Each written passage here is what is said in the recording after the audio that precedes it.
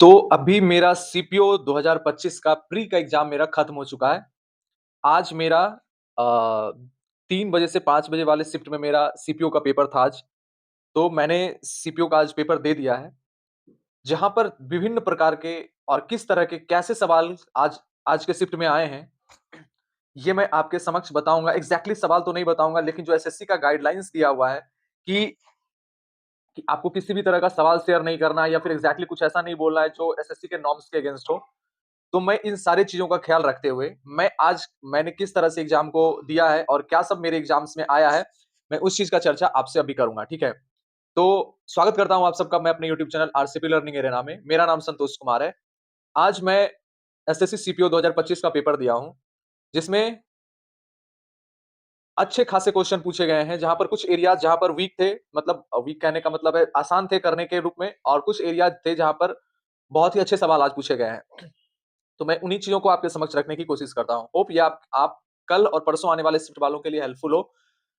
तो अगर आपको वीडियो पसंद आएगा, तो आप लाइक करना, दोस्तों से शेयर भी करना और चैनल को सब्सक्राइब भी करना, ठीक है? तो मैं सबसे पहले ये बताना चाहूँगा कि सबसे पहले जो शिफ्ट में था वो रीज़निंग था। तो रीज़निंग ईज़िली डूएबल था, 30 मिनट थे, 50 क्वेश्चन करने थे, ईज़िली डूएबल था, वो अच्छे से हो जाएगा। जहाँ पर रीज़निंग के डिफरेंट चैप्टर्स जो है, हर एक चैप्टर को उन्होंने छुआ था। वो एक छोटा से छोटा चैप्टर को भी उन्होंने छुआ था। चाहे वो ब्लड रिलेशन हो, ब्लड रिलेशन के सवाल ऐसे हैं, थोड़े लेंथी हैं। So you have to be cautious about that कि हाँ, कि ये है, ठीक है? तो थोड़े लेंथी सवाल उसके हैं बट उनकी संख्या ठीक-ठाक है। 4-5 सवाल के करीब वो उस तरह के रूप में आ रहे हैं। एंड देन फिर इनेक्वालिटी का सवाल आ रहा है। बहुत ही अच्छा सवाल इनेक्वालिटी का भी सवाल था। अगर जिन्होंने ठीक से पढ़ा है, वो अच्छे से कर सकते हैं। फिर और जैसे कि रीज़निंग में और सारे चैप्टर्स आते हैं। मिसिंग नंबर्स, मिसिंग लेटर्स वगैरह भी आ रहे थे और फिर मिसिंग नंबर्स, ये सारे चैप्टर तो रीज़निंग ईज़िली डूएबल था, जहाँ पर मैंने रीज़निंग 50 में से 46 क्वेश्चन मैंने रीज़निंग का किया है। और थोड़ा-सा 4 क्वेश्चन मैं मेरा इसलिए छूटा कि मतलब वो भी मुझे आता था, ऐसा नहीं था कि वो नहीं आता था, बस थोड़ा-सा बीच में ना मैं एक सवाल पे थोड़ा ज़्यादा लग गया, जिसके कारण मेरा ये थोड़ा-सा क्योंकि 1 मिनट होता तो चारों सवाल हम उड़ा देते। फिर इसके बाद बारी आती है जीएस की, जहाँ पर बहुत ही अच्छे क्वेश्चन देखने को मिले हैं। मतलब बहुत ही शानदार लेवल के, जो टीसीएस लेवल का था, बिल्कुल भी उस तरह से नहीं है। बहुत ही शानदार एसएससी का मतलब बहुत ही शानदार, जिस तरह से पिछले सीपीओ तक सवाल आ रहे थे जीएस के, बिल्कुल भी उस तरह से सवाल नहीं। सवाल जीएस के बहुत अच्छे हैं, जहाँ पर इन्होंने मॉडर्न हिस्ट्री के ऐसे अटपटे सवाल पूछे हैं अ, आपको पता भी नहीं चलेगा कि किस तरह से। तो उन्होंने हर एक एरिया को टच किया, चाहे वो मॉडर्न हिस्ट्री का था, बहुत ही अच्छा सवाल मॉडर्न हिस्ट्री में भी था। मिडेवल का भी सवाल था, बट वो डुएबल था, मैंने कर लिया था। फिर एंशिएंट का भी था, वो भी डुएबल था, मैंने कर लिया था।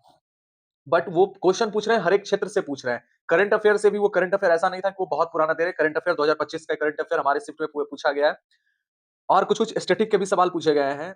बट क्या है ना कि सवाल सीधा नहीं आ रहा है कि अगर सपोज़ दैट अगर एक एग्जांपल लें कि भरतनाट्यम कहाँ का है? ये इससे पहले पूछा जाता था, अब नहीं पूछा जा रहा है कि भरतनाट्यम कहाँ का है। अब वो भरतनाट्यम के विषय में ही 4 स्टेटमेंट ऐसे दे रहे हैं, जहाँ पर आपको उसके विषय में जानकारी होना चाहिए, ठीक है? तो इस तरह से सवाल उन्होंने आज जीएस में पूछे, जहाँ पर ज्योग्राफी से भी ठीक-ठाक सवाल थे और मैक्सिमम एरिया अगर मैं बताऊँ कि कहाँ से थे, तो मैक्सिमम एरिया हिस्ट्री से पूछे गए थे और मैक्सिमम एरिया करंट अफेयर से पूछे गए थे। ये 2 एरिया था, जो एक वास्ट रीजन को कवर कर रहा था। बट इन्होंने क्वेश्चन हर जगह से पूछा है और बहुत ही अच्छे सवाल पूछे उन्होंने और इकोनॉमिक्स का भी उन्होंने सवाल पूछा है।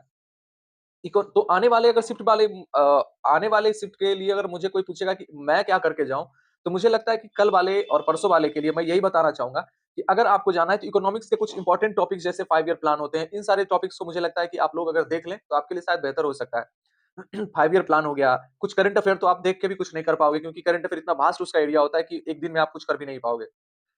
बट जो आपने हिस्ट्री, ज्योग्राफी ये जो पढ़ा है नॉर्मल आप पढ़ो, क्योंकि वहाँ से भी सवाल है, ठीक है? क्योंकि 50 क्वेश्चन है तो 50 क्वेश्चन ऐसा तो है नहीं कि वो स्टैटिक पूछ देंगे, तो वहाँ पर आपको करना पड़ेगा।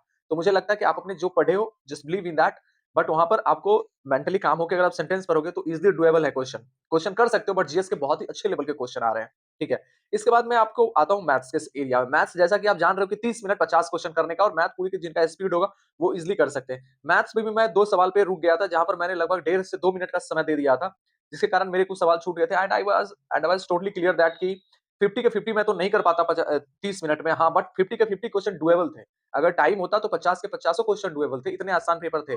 बट इन्होंने मैथ्स में भी हर एक एरिया को टच किया बट ऐसा कुछ भी नहीं था कि आप मतलब उससे घबरा जाओ मैथ्स से। मैथ्स बहुत ही ईज़ी साइड था, जहाँ पर जो नॉर्मली व्यक्ति अच्छे से मैथ्स थोड़ा भी अच्छे से जान रहा है तो वो आसानी से मतलब 30-35 क्वेश्चन तो ईज़िली कर देगा। मतलब ये टाइम के अकॉर्डिंग मैं कह रहा हूँ कि 30-35 क्वेश्चन आप इज़िली कर दोगे। बट अगर जो नॉर्मली पढ़ रहे हैं, अगर वो टाइमिंग मैनेज कर लिए तो वो 45-48 भी कर सकते हैं, 50 भी कर सकते हैं, इसमें कोई बड़ी बात नहीं है। बस वहाँ पे टाइमिंग सेट करने का था। इसके बाद सबसे लास्ट में आता है इंग्लिश। इंग्लिश का जिस तरह से एसएससी ईडीक्यूटी के आने के बाद से इंग्लिश में जो एक मतलब बहुत ही बड़ा चेंजेस देखने को मिला है। सेम यहाँ पर भी इंग्लिश का इन्होंने अच्छा खासा क्वेश्चन पूछा है, जहाँ पर क्लोज़ टेस्ट भी था, पैसेज भी था और ये बहुत ही शानदार थे। मतलब ठीक-ठाक, अच्छे थे। मतलब जहाँ पर आपको पढ़ना पड़ेगा अच्छे से। बहुत सारे ऐसे वर्ड्स इसमें यूज़ किए हुए थे, पैसेज हो या फिर क्लोज़ टेस्ट हो, जहाँ पर बहुत ही शानदार वर्ड्स थे, जिनको आपको जानकारी होना चाहिए। ठीक है? तो ऐसे सवाल थे वहाँ पे इंग्लिश में और वर्ड्स मीनिंग, होमोनिम्स मतलब इंग्लिश का भी इन्होंने हर एक एरिया को टच किया था, जहाँ पर से और जो वर्ड मीनिंग्स था, वर्ड मीनिंग्स भी बहुत अच्छे थे, जो कि आप अच्छे से अगर आप लोगों ने ब्लैक बुक जैसे बुक को अगर पढ़ा है, तो आप आराम से कर दोगे। बस थोड़ा-सा इंग्लिश में वही है कि इंग्लिश के जो लेवल इन्होंने एडीक्यूटी के आने के बाद से बना है, वो इंग्लिश का लेवल बहुत ही अच्छा बना है। तो इंग्लिश के लिए आपको प्रिपेयर रहना पड़ेगा और इंग्लिश में भी आपको स्पीड बना के जाना पड़ेगा। अगर नहीं स्पीड बना के जाओगे, तो शायद मुझे लगता है लास्ट में छूटने का चांस होगा। तो इंग्लिश में भी आपको अपना स्पीड बना के रखना पड़ेगा। तो ये मेरे तरफ से था जहाँ पर मैंने एक भी एग्ज़ैक्टली क्वेश्चन को मैंने नहीं डिस्कस किया है और मैंने एसएससी के गाइडलाइंस को ध्यान में रखते हुए इस वीडियो को आपके समक्ष बताया ताकि आप आने वाले के क्योंकि मैं अगर आपको एग्ज़ैक्टली सवाल भी बता दूँ तो शायद वो रिपीट 100% नहीं होने वाला है, ठीक है? तो वो जो भी होगा वो थोड़ा बहुत मतलब 10% भी रिपीट नहीं होगा बिकॉज़ 4 दिन का पेपर है, 4 दिन ये अलग-अलग पेपर बना सकते हैं। तो बस मैं एक नॉर्मल चीज़ें बता रहा हूँ कि हाँ, ये चीज़ें यहाँ से हो सकती है, ये चीज़ें वहाँ से हो सकती है। तो मैंने ये आपके सामने आज मेरा सीपीओ का पेपर था। इस चीज़ का डिस्कशन मैंने आपको डिस्कशन नहीं किया, बस इस चीज़ का केवल मैंने आपको बताया कि मेरा पेपर कैसा था, किस एरियाज़ को इन्होंने टच किया था और एसएससी के हर एक गाइडलाइंस को मैंने फॉलो किया, ठीक है? तो फिर से मिलते हैं अगले वीडियोज़ में, जहाँ पर और भी कुछ अच्छी बातें आपसे हो रही होंगी, ठीक है? तब तक के लिए जिनका कल और परसों एग्ज़ाम है, उनको ऑल द बेस्ट।